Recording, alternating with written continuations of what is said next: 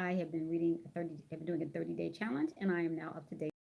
I'm reading the Message Bible. Send the link out so that you can read it with me, and you can have others read with me as we go through the Message Bible and as we represent Christian unity.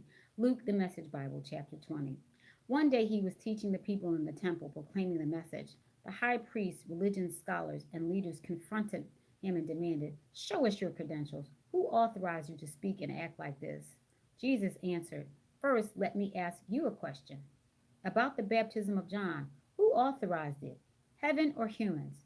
They were on the spot and knew it. They pulled back into a huddle and whispered, "If we say heaven, he'll ask us why we didn't believe him. If we say humans, the people will tear us limb to limb, convinced as they are that John was God's prophet." They agreed to concede that round to Jesus and said they didn't know. Jesus said, "Then neither will I answer your question."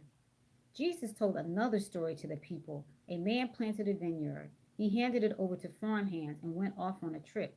He was gone a long time. In, in time, he sent a servant back to the farm hands to collect the profits. But they beat him up and sent him off empty handed. He decided to try again and sent another servant. That one they beat black and blue and sent him off empty handed. He tried a third time. They worked that servant over from head to foot and dumped him in the street. Then the owner of the vineyard said, "I know what I'll do. I'll send my beloved son. They're bound to respect my son." But when the farm hands saw him coming, they quickly put their heads together. "This is our chance. This is the heir. Let's kill him and have it all to ourselves." They killed him and threw him over the fence. What do you think the owner of the vineyard will do? Right, he'll come and get rid of everyone. Then he'll assign the care of the vineyard to others. Those who were listening said, "Oh, no, he'd never do that." But Jesus didn't back down. Why then do you think this was written? The stone the masons threw out, it's now the cornerstone. Anyone falling over that stone will break every bone in his body. If the stone falls on anyone, he'll be smashed to smithereens. The religion scholars and high priests wanted to lynch him on the spot, but they were intimidated by public opinion. They knew the story was about them. Watching for a chance to get him, they sent spies who posed as honest inquirers, hoping to trick him into saying something that would get him into trouble with the law. So they asked him, "Teacher, we know that you're honest and straightforward when you teach, that you don't pander to anyone but teach the way of God accurately. Tell us, is it lawful to pay taxes to Caesar or not?" He knew. Jesus, is it lawful to pay taxes to Caesar or not? He knew they were laying for him and said, "Show me a coin." Now, this engraving, who does it look like and what does it say? "Caesar," they said. Jesus said, "Then give Caesar what is his and give God what is his." Try as they might, they couldn't trap him into saying anything incriminating. His answer caught them off guard and left them speechless. Some Sadducees came up. This is the Jewish party that denies any possibility of resurrection. They asked, "Teacher, Moses wrote us that if a man dies and leaves a wife but no child, his brother is obligated to marry her and give her children. Well, there once was 7 brothers. The first took a wife, he died childless. The second married her and died. And then the third, and eventually all 7 had their turn, but no child. After all that, the wife died. That wife, now in the resurrection, whose wife is she? All 7 married her." Jesus said, "Marriage is a major preoccupation here, but not there. Those who are included in the resurrection of the dead will no longer be concerned with marriage, nor, of course, with death. They will have better things to think about, if you can believe it. All ecstasies and intimacies then will be with God. Even Moses exclaimed about resurrection at the burning bush, saying, 'God, God of Abraham, God of Isaac, God of Jacob. God isn't the God of the dead men, but of the living. To him all are alive.'" Some of the religion scholars said, "Teacher, that's a great answer." For a while, anyway, no one dared put questions to him. Then he put a question to them. "How is it that they say that the Messiah is David's son? In the book of Psalms, David clearly says, 'God said to my master, sit here at my right hand until I put your enemies under your feet.' David here designates the Messiah as my master. So how can the Messiah also be his son?" With everybody listening, Jesus spoke to his disciples. Watch out for the religion scholars. They love to walk around in academic gowns, preen in the radiance of public flattery, bask in prominent positions, sit at the head table at every church function, and all the time they are exploiting the weak and helpless. The longer their prayers, the worse they get, but they'll pay for it in the end. Thank you so much for listening to me as I read the Message Bible. Please join along with me as I read and send the link out so others can join us. Luke, the 21st chapter. Just then he looked up and saw the rich people dropping offerings in the collection plate. Then he saw a poor widow put in 2 pennies. He said, "The plain truth is that this widow has given by far the largest offering today. All these others making offerings that they all these others made offerings that they'll never miss.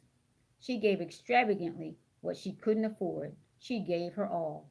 One day, people were standing about talking about the temple, remarking how beautiful it was, the splendor of its stonework and memorial gifts. Jesus said, "All this you're admiring so much, the time is coming when every stone in that building will end up in a heap of rubble." They asked him, "Teacher, when is this going to happen? What clue will we get that it's about to take place?" He said, "Watch out for the doomsday deceivers. Many leaders are going to show up with forged identities claiming, 'I'm the one,' or 'the end is near.' Don't fall for any of it. When you hear of wars and uprisings, keep your head and don't panic. This is routine history and no sign of the end." He went on, "Nation will fight nation and ruler fight ruler over and over. Huge earthquakes will occur in various places. There will be famines. You'll think at times that the very sky is falling.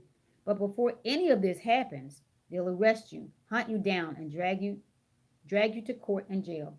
It will go from bad to worse. Dog eat dog, everyone at your throat, because you carry my name. You'll end up on the witness stand, called to testify. Make up your mind right now not to worry about it. I'll give you the words and wisdom that will reduce all your accusers to stammers and stutters. You'll even be turned in by parents, brothers, relatives, and friends. Some of you will be killed. There's no telling who will hate you because of me. Even so, every detail of your body and soul, even the hairs of your head, is in my care. Nothing of you will be lost. Staying with it, that is what is required. Stay with it to the end. You won't be sorry. You'll be saved. When you see soldiers camped all around Jerusalem, then you'll know that she is about to be devastated. If you're living in Judea at the time, run for the hills. If you're in the city, get out quickly. If you're out in the fields, don't go home and get your coat. This is the day of reckoning. Everything written about it will come to a head. Pregnant and nursing mothers will have it especially hard. Incredible misery, torrential rage, people dropping like flies, people dragged off to prisons. Jerusalem under the boot of barbarians until the nations finish what was given them to do. It will seem like all hell has broken loose. Sun, moon, stars, earth, sea, in an uproar, and everyone all over the world in a panic. The wind knocked out of them by the threat of doom, the powers that be quaking. And then they'll see the Son of Man welcomed in grand style, a glorious welcome. When all this starts to happen, up on your feet, stand tall with your heads held high. Help is on the way. He told them a story. Look at a fig tree, any tree for that matter. When the leaves begin to show, one looks tells them that summer is right around the corner. The same here. When you see these things happen, you know God's kingdom is about here. Don't brush this off. I'm not just saying this for some future generation, but for this one too. These things will happen. Sky and earth will wear out. My words won't wear out. But be on your guard. Don't let the sharp edge of your expectation get dulled by parties and drinking and shopping. Otherwise, that day is going to take you by complete surprise. Spring on you suddenly like a trap, for it's going to come on everyone, everywhere at once. So whatever you do, don't fall asleep at the wheel. Pray constantly that you will have the strength and wits to make it through everything that's coming and end up on your feet before the Son of Man. He spent his days in the temple teaching, but his nights out on the mount called Olives. All the people were up at the crack of dawn to come to the temple and listen to him.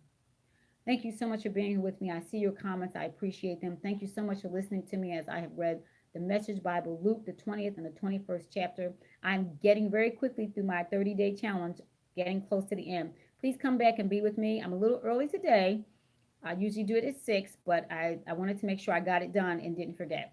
So thank you so much for joining me. Come back and join me as I try to do this at 6 o'clock Eastern Standard Time. And I will see you again real soon. This is Deborah E. Johnson. Please go look and see what I have on the channel about telling about the goodness of God, and come back and join me again as we read the Message Bible another day. Take care. Bye bye.